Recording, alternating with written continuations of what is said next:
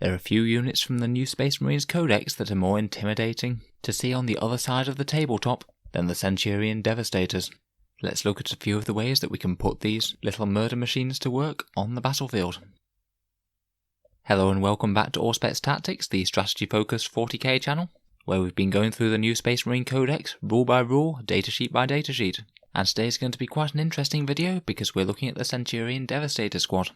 In the video, we'll take a look at the unit's rules, various ways that we can buff them up and improve their performance on the battlefield, and how I would think about fielding them in a Space Marine army. These guys have seen a bit of a resurgence since the Codex dropped. Beforehand, they were generally seen as just a little bit too expensive and too fragile for the amount of firepower that they bore, and could often just get shot straight off the table before achieving anything. With the new options, the buffs to the firepower, and the various buffs that they can receive through the supplement books, the Centurion Devastators really are a force to be reckoned with. I think the main reason for this is that they are the single biggest, shootiest unit of Space Marine infantry that you can take in the Codex, and that makes them an ideal target for putting any fancy buffs that you have access to on the unit. Even in their cheapest variant, the base squad of 3 will cost you over 200 points, and you can take 6 and give them more expensive war gear options than that, but we'll get into that in a second. In the background, these lovely Space Marine inside a Space Marine suits were lovingly crowbarred into the fluff when their STC was discovered shortly after the Age of Apostasy. Now they've been sanctioned by the Adeptus Mechanicus, they've been rolled out across the Imperium. The suits give them the raw armoured might of a small vehicle, and they're able to bear las cannons and other heavy armament into battle with ease. A single well-positioned Centurion Devastator squad can command the entire field of battle, forcing the foe to redirect their efforts, or to accept horrendous casualties as they close upon the Space Marines' position. So let's take a quick look at their datasheet and the options available to them. Centurion Devastator squads are a heavy support choice for a Codex Space Marines army, and they consist of a Centurion Devastator Sergeant and 2 regular Marines. At base, they're equipped with a Hurricane Bolter and 2 Heavy Bolters, and they'll cost you 70 points per model. They've got a slow but tanky stat line with a movement of 4, weapon skill and ballistic skill of 3 up, strength and toughness of 5, 4 wounds, 3 attacks, leadership 7 and a 2 up save, and as per normal the sergeant has a extra attack and an extra pip of leadership, so he's leadership 8. The sergeant also has the Omniscope, which allows the Centurion Devastator squad to ignore the effects of cover on the enemy unit while the sergeant is alive. So point for point they pack a very large amount of firepower. If say you were buying in the same guns on a regular Space Marine Devastator squad, you'd be paying 124 points for the privilege. But actually point for point the Centurion Devastators aren't very tough. Each individual model is pretty tough on its own, but when you're paying 70 points for just 4 wounds, a single lucky las cannon shot could easily kill any one model. If you compare them to the toughest of the tanks, say the Space Marine Hunter or Whirlwind for example, they cost only a few more points, but they're tougher and have 11 wounds each. So that's why I say Centurions are high firepower but low durability, point for point. The squad has a few options. You can upgrade those heavy bolters into either las cannons or a grav cannon and grav amp, both of which I feel are viable choices depending on what you're trying to do with the unit. The las cannons at 25 points each will put your Centurion Devastator at 100 points per model, so they even further increase the low durability, high firepower dynamic of the unit and change it to being more of an anti-armor specialist. The grav cannon's an interesting choice. Now it comes at the same points cost as the heavy bolters, so instead of 6 heavy bolter shots you can have 4 grav cannon shots, which is going to be better against some targets, worse against others, and it does give you the option of using the gravitic amplification stratagem on the squad, which is a very strong one indeed. Finally, you have the option to trade out that Hurricane Bolter for a Centurion Missile Launcher, which has an interesting profile. The Centurion Missile Launcher is Assault D3, 36 inches, Strength 8, AP-2, and Damage D3. Now it's not too bad to be honest, it's roughly equivalent to firing a crack missile, as the lesser damage of D3 is counteracted by having on average 2 shots, and this will really gear your squad up to be an anti-armor powerhouse. In all honesty though, my advice is to take the Hurricane Bolters over this pretty much in every build. The reason is that Hurricane Bolters at 10 points are an absolute steal wherever you can get them, as you're essentially paying 10 points for 12 bolter shots, which is particularly valuable on Centurions because they will always be activating the Bolter Discipline special rule.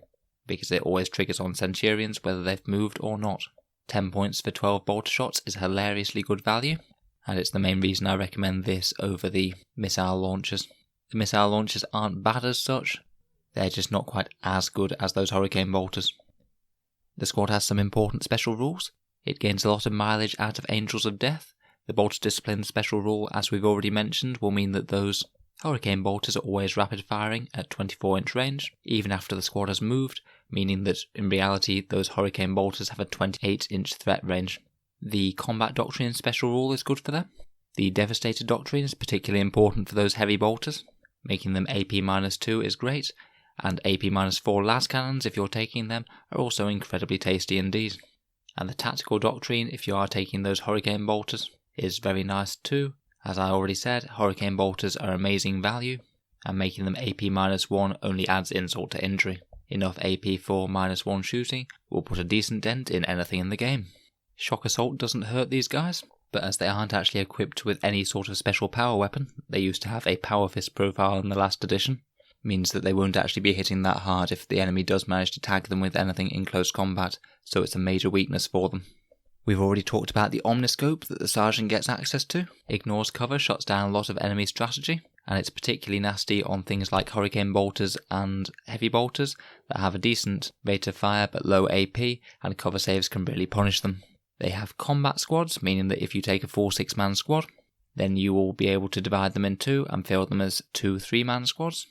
And finally, they have Decimator protocols, which allows them to move and shoot heavy weapons without suffering the penalty to hit, so they will be able to inexorably advance or reposition themselves to get the best lines of sight. This is particularly good as you could set them up out of line of sight of the enemy behind a ruined wall, for example, and then stride forward to unleash death in your first turn.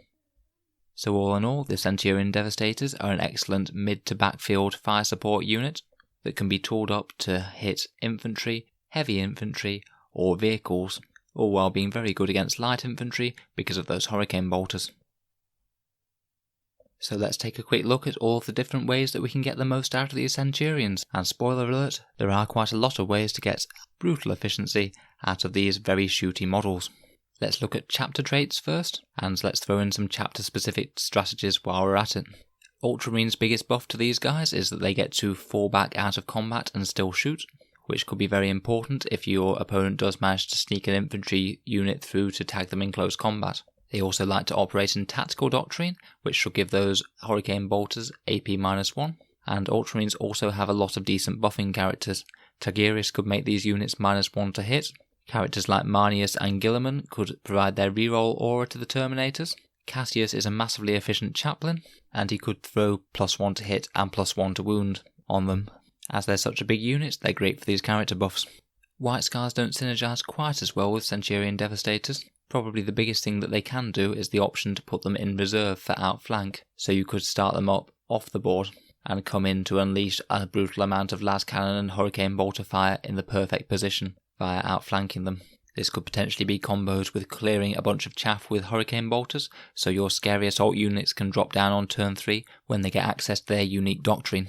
Raven Guard have a similar ability, being able to drop Centurions down out of reserve, which is amazing on getting those grav cannons close, for example, as well as providing a hideous amount of hurricane bolter fire that your opponent can't do anything about until it comes in. They also have the Warlord trait to redeploy a unit at the start of the battlefield, so if you did want to use some grav cannon Centurions, you could move them to the very front of the enemy army if you have first turn and after the seize the initiative roll has happened, and just hose down a lot of their men. That strategy might potentially be better on Assault Terminators, but it could apply to grav Centurions too. The Raven Guard chapter tactic is amazing for these guys. Being -1 to hit when in cover is perfect, as these guys have no reason to leave cover. On a backfield squad with las cannons and hurricane bolters, they'll be annoyingly hard to shift, and the durability boost really helps a generally fairly fragile unit with high damage output, so that's a big win. Their character buff could also help them when targeting knights and the like. Moving ever onwards, Iron Hands are another very solid pick. Their 6+ Feel No Pain is very good on multi-wound models like the Centurions, and reduces their vulnerability to damage 2 weapons, which could very efficiently kill them if you fail a few saves. Boosted Overwatch is also great, as is reroll 1s on heavy weapons, and Iron Hands particularly like to be in the Devastator doctrine, which means that those heavy bolters or las cannons will have additional pips of AP. Now, Iron Father Phyros' 5-up invul save only works on infantry. These aren't such a bad target for it if you get hit with some very high AP weapons, such as Repulsor Executioner shots.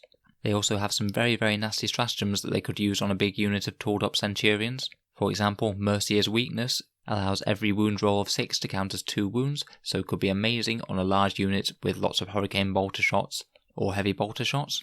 Also, being able to access Overwatching on 4+ with a Chapter Master to buff them nearby could be very brutal as well. You aren't going to want to charge 72 Hurricane Bolter shots that will hit on Overwatch 3/4 of the time.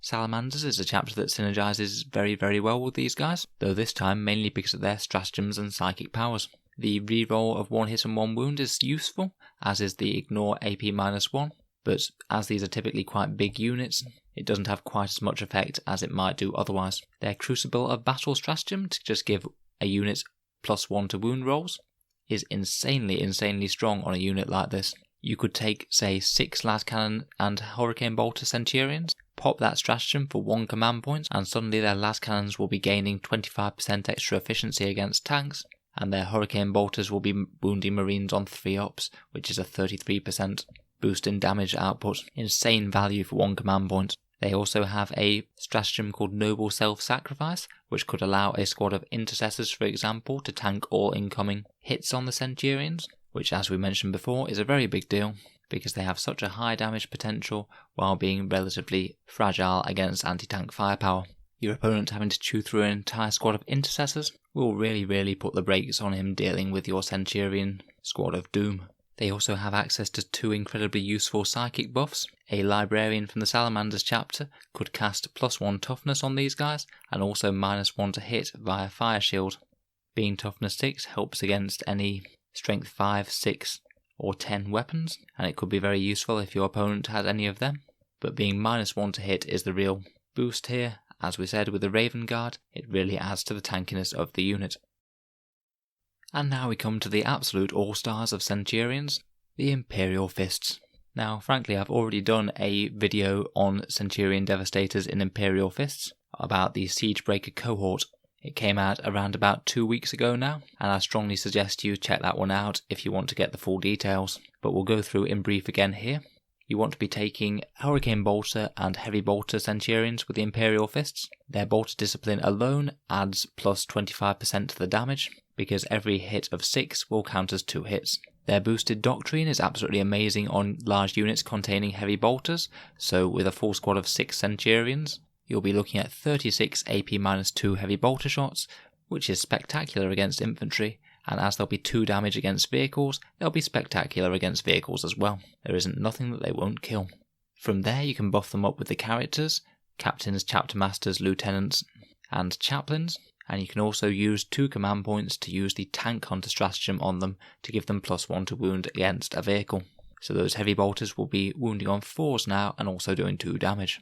Then we come on to the Siegebreaker cohort bit, which is a Vigilus formation from Vigilus Defiant, which they haven't got rid of yet. I don't know if they might do some sort of FAQ update to change this, but as it stands at time of recording, they have a 1 command point stratagem that will allow this big Centurion Devastator squad to do mortal wounds to any vehicle they target on a roll of a 6-up, as you're putting out 108 bolter shots with the Centurion unit, and most of those will be hitting, and a lot of them will be wounding due to the Chapter Master and wound roll buffs that you'll be getting. You can theoretically do up to 47 mortal wounds on average against any one vehicle. So in general, yes, they just have mad damage output against vehicles and infantry alike, but it doesn't even stop there, as the Imperial Fists are some of the best at making these Centurions almost unkillable as well.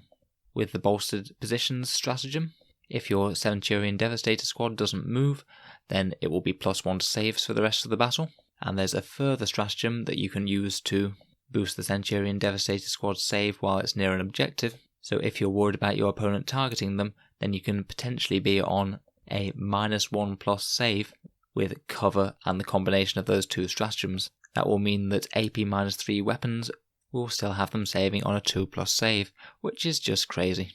Admittedly, all of these combos do cost command points, but they're incredibly efficient ways to spend command points. So overall, if you see Imperial Fist Centurions on the other side of the battlefield, you want to be using any trick that you can possibly do to eliminate them before they eliminate you. One of the best counters would be if you can manage to get a disposable unit to tag them in close combat without suffering all that overwatch, or failing that, try and gun them off the battlefield with the highest damage, highest AP weapons at your disposal. As I said, I have already made a video on this subject, so if you'd like a few more details, please feel free to check that out. We'll now move on to characters who can buff the Centurions, and as we've already been saying, they're such a big unit that you can get a lot of mileage out of character buffs. A Chapter Master is absolutely brilliant for re-rolling all of those hit rolls of 1 and 2, and Lieutenants to buff the wound roll will generally be worth it on such a big powerful shooting unit. In particular, these are one of the single best targets that you can choose to use Chaplain buffs on.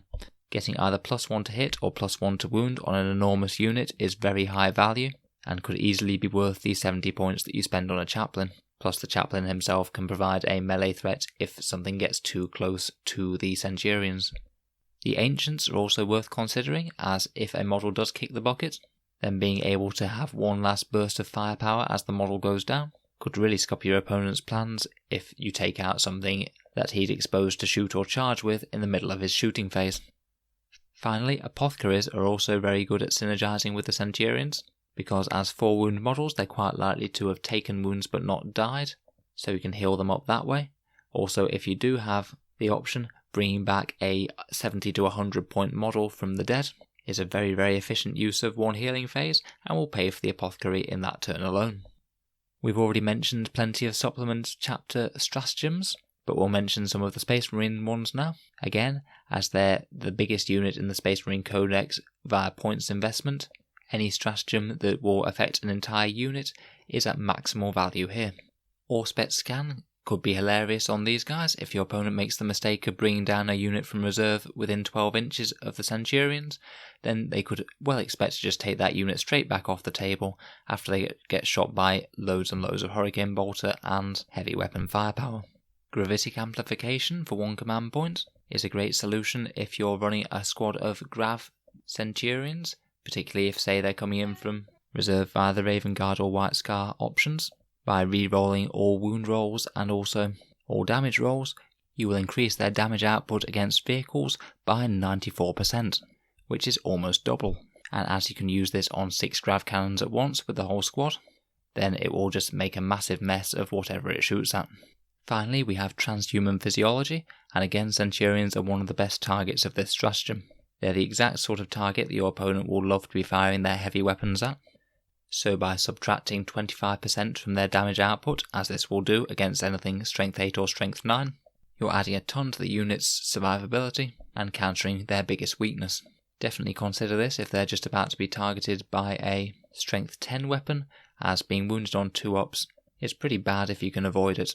Bear in mind though that transhuman physiology is expensive, and their opponent might just turn their guns on a different unit if you deploy it, so make sure you're only using it if you really need that Centurion squad alive compared with something else in your army living. As we've already looked at, there are many stratagems in the supplement books that are great for Centurions. We mentioned a few of them, but basically if any stratagem buffs the mobility, damage output, or durability of an infantry unit in Codex Space Marines, then it's likely to have a great effect on a big squad of Centurions, as they're the biggest, most expensive infantry unit you can get.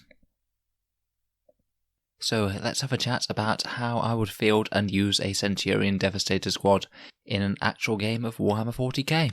In terms of the build of the squad, I would be quite happy to either run it as a squad of 3 models or all the way up to a squad of 6, depending on the situation. The minimum 3 model squad is already quite big and is certainly a unit that you can justify throwing buffs on. The max squad of 6 makes even more efficient use of those buffs, but it might get to the point where you're getting diminishing returns, as they can only ever be in one part of the battlefield and threaten a certain amount of units per turn. For example, in that Imperial Fist setup that we talked about before, we can do a silly amount of mortal wounds to vehicles, but in reality we're never actually going to need to do the whole 47 theoretical mortal wounds to enemy tanks. So honestly, a 3-man squad might well be enough and put those extra points into other things like thunderfire cannons or flyers to shoot enemy units that are hiding out of line of sight or at the back of the enemy army. In terms of the weapons, I think that the heavy weapons are all quite well balanced. Take heavy bolters if you're Imperial Fists or if you're looking to hunt light infantry. Take grav cannons if you're wanting to be a bit more aggressive and get them closer to the enemy. They generally have good profiles against light infantry, heavy infantry, and vehicles, particularly with that gravitic amplification stratagem. I'd certainly consider the grav centurions a lot more if you have a way of coming in from reserve, such as Raven Guard. Or take the las cannons if you're more looking at a mid to back field squad that's going to be sitting at the back of your army dishing out the hurt from a mile away. I'd personally pretty much always take the hurricane bolters. I could maybe see the argument on taking the missile launcher if you're thinking about a backfield squad with the las cannons, but by then you're spending 110 points per model on the centurions, which for me compounds their fragility just a little bit too much. You're really going to feel it every 4 wounds you lose and every model that goes down. On the battlefield, there's certainly a lot of ways that you can run them. If you're starting them on the field, then think about starting them in cover, as having a 2+ armor save in cover will mean that your opponent will actually need to shoot the anti-tank weapons at them to be able to shift them, and you can certainly think about deploying them behind a ruined wall out of line of sight and use that move and shoot ability to move up and unload firepower in your first turn. Ideally, you want to be trying to shoot your hurricane bolters at something every turn, provided it doesn't overexpose your centurions to return enemy fire. The hurricane bolters will just evaporate light infantry, so each turn that you can get with shooting with them will be incredibly beneficial. You'd be wanting to think very carefully about which buffing characters that you go for.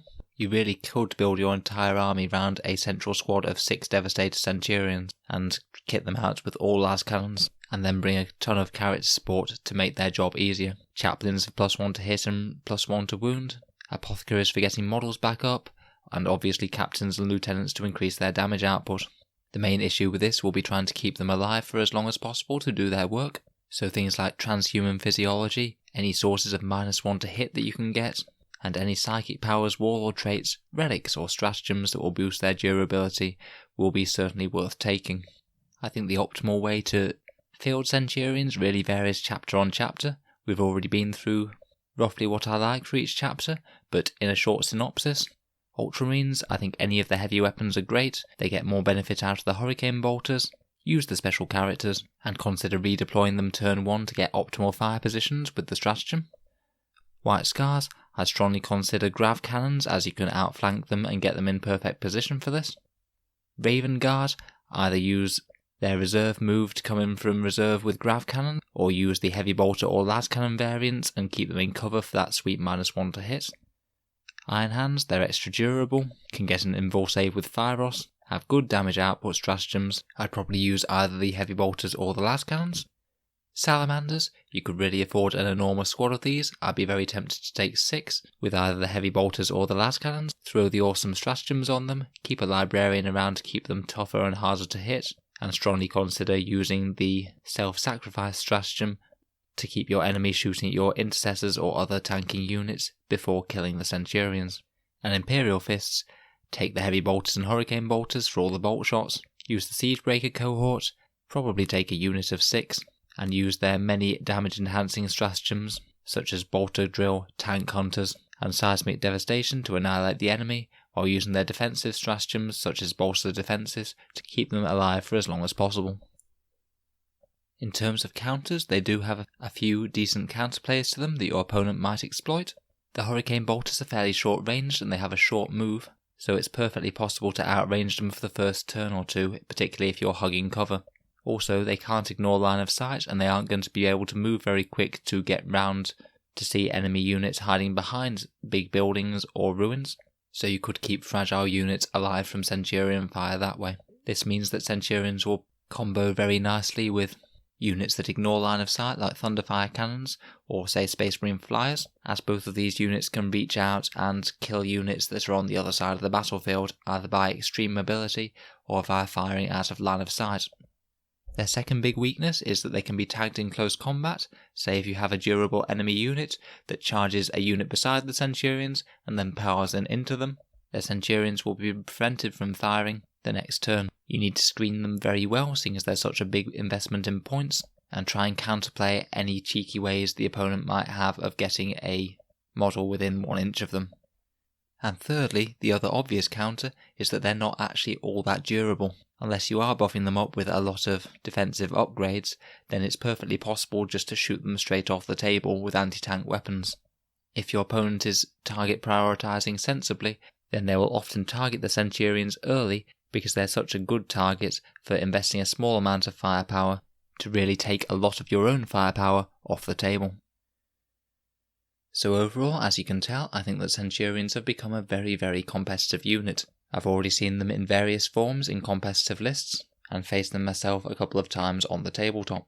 I think they're a unit you certainly have to think about as a general, because they do have a few obvious counterplays, particularly being outranged or just shot down, so the positioning of Centurions is absolutely key.